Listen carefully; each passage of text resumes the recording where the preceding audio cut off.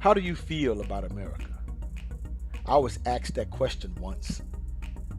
You see, I was raised to believe that, beneath it all, most Americans were a decent people with an abiding sense of integrity and fair play. You see, every race of people, no matter how big or small, has contributed to the shaping and building of this country we call America. We the people, in order to form a more perfect union. Now, how are we to interpret that? How do I feel about America? No, the question is, how does America feel about me?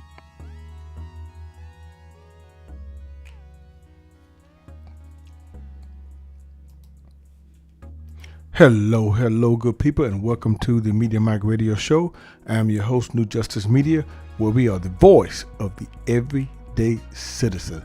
The time is now 19 minutes past the hour here in the Lone Star State, so let's get to it. Now, one of my subscribers sent me this. Have y'all heard about this? These 6 arrests they made in Atlanta? 6 riders charged with domestic terrorism. Following the Atlanta protest, I think someone also was assaulted by the police.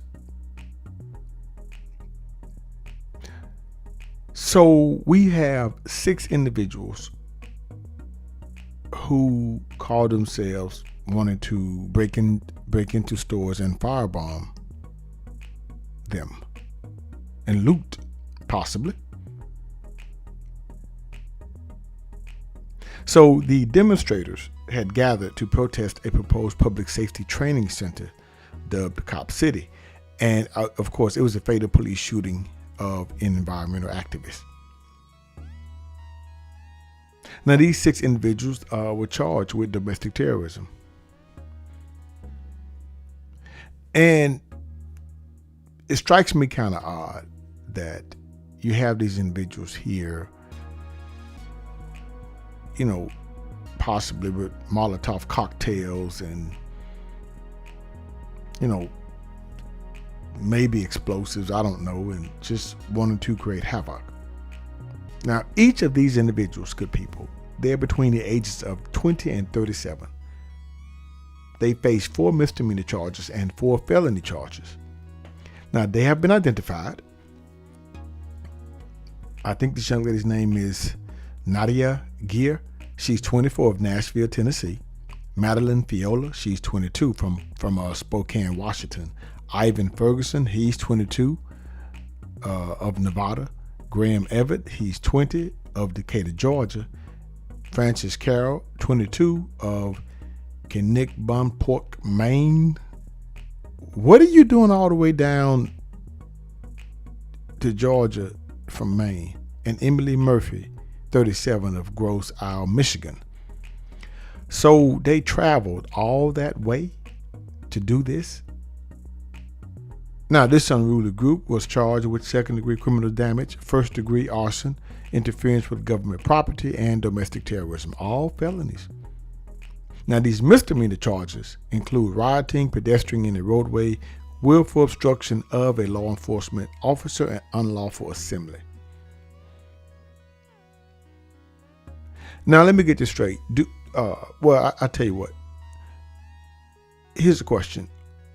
Do we have individuals like this purposely waiting on things to jump off so they can go around and create havoc? They're not even from the state, let alone the city.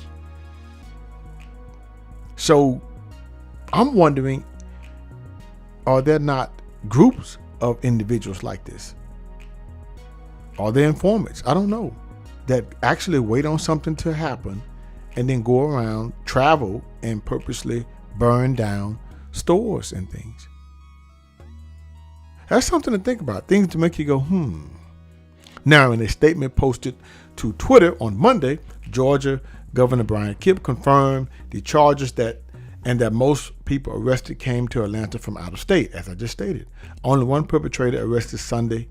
during Sunday's riot is from Georgia. That's the guy from Decatur. None of those arrested during last week's operation are from Georgia, he wrote.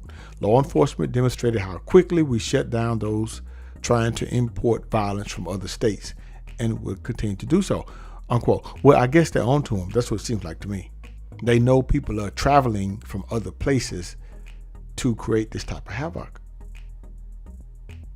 Now, the reason for this, as I stated, but it was fatal. The activist Manuel Esteban, he was 26, and he was shot and killed last week by Georgia State patrol troopers who were trying to clear demonstrators from the site of the Public Safety Center. Now, this gentleman had been asked to move out of the woods Wednesday morning, but shot at the troopers, wounding one patrol officer. So they returned fire, and he was fatally wounded. So now, following his death, as we all know, angry and destructive protests have swept across the city. An enraged crowd took to the streets Saturday, smashing car windows and damaging several businesses. Now, I don't understand this. You shot at the police. If this is true, they're going to return fire. I understand you being an activist and you trying to protest something, but you cannot shoot at the police. Because see, while it says here, while the protest began peacefully, amid the chaos, some rogue participants smashed property and set a cop car aflame. These are the people who just add fuel to the already fire. Because it's reported that these individuals had explosives. As I said, they burned down a police car. They broke windows at businesses. And so with the police department, along with out-of-state federal partners, they took swift action within 2 blocks and brought the situation under control. Most of these individuals are traveling to these cities. That's what gets me. So it's not the people most likely inside the city.